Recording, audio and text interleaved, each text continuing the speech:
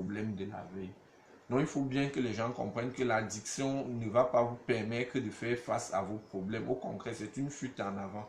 Et à chaque fois que vous allez fuir, vous allez rendre la situation encore un peu plus compliquée. Alors pour terminer, nous allons essayer d'aborder un peu les solutions. Parce qu'on a bien parlé de l'addiction, comment sortir de là.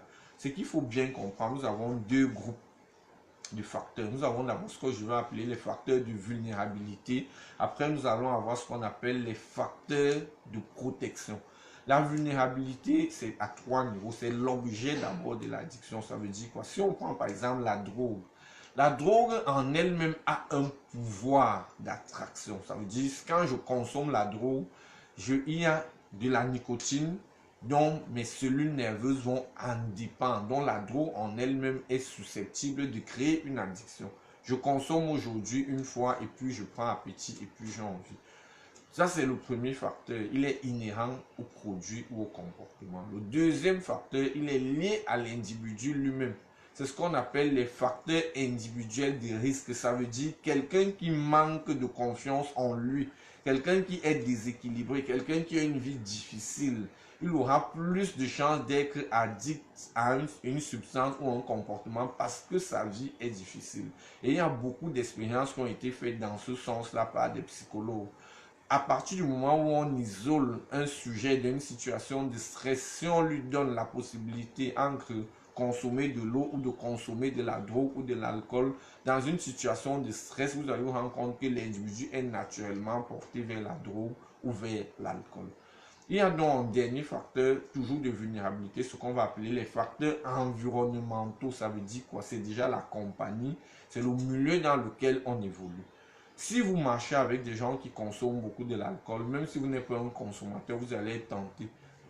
Et comme disait toujours un de mes amis, si vous marchez avec 9 bandits, sachez que vous allez être le 10e bandit, même si vous ne le voulez pas. Et ça s'explique. Vous avez peut-être un ami qui est un bandit, qui est un voleur, il va peut-être aller cambrioler quelque part, voler un ordinateur qui viendra garder chez vous. S'il y a perquisition et qu'on retrouve l'ordinateur chez vous, ça veut dire que vous êtes complice, donc vous êtes un bandit.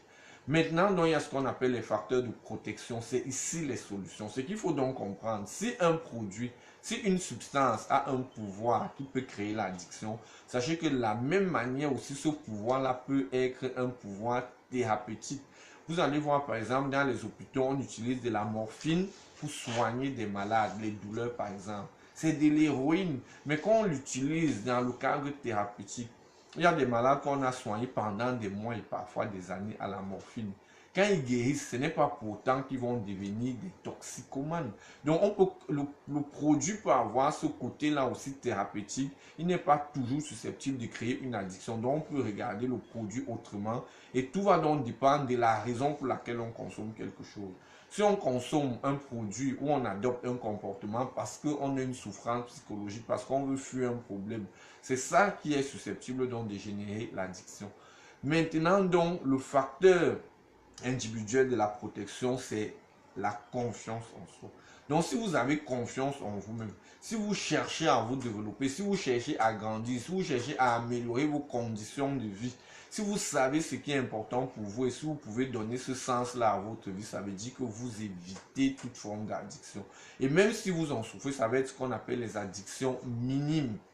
Et alors pour terminer, il y a ce qu'on appelle les facteurs environnementaux. Ici, c'est essentiellement quoi? C'est le soutien que les autres peuvent vous apporter. Parce que l'addiction ou le vide existentiel naît d'abord de ce qu'on ne retrouve pas la chaleur amoureuse qu'on aimerait. Parce qu'on est dans les bonnes conditions, les gens nous considèrent bien, ou les gens nous aiment, ça nous remplit. Donc le vide qui est en nous est comblé. Mais maintenant, il faut comprendre aussi qu'il y a un comportement personnel que nous devons adopter nous-mêmes pour que la société nous rende pareil et qu'on soit à l'aise dans notre tête. Et à partir du moment où on est à l'aise dans notre tête, ça veut dire qu'on peut facilement éviter les addictions. Et même si on en a, elles seront minimes et passagères. Donc voilà un peu ce que je voulais partager avec vous. Et puis nous restons disponibles et ouverts pour aborder tous les autres aspects afin d'être plus précis dans les explications. Et ça se passera juste après la pub. Vous venez de faire, il vous change la vie.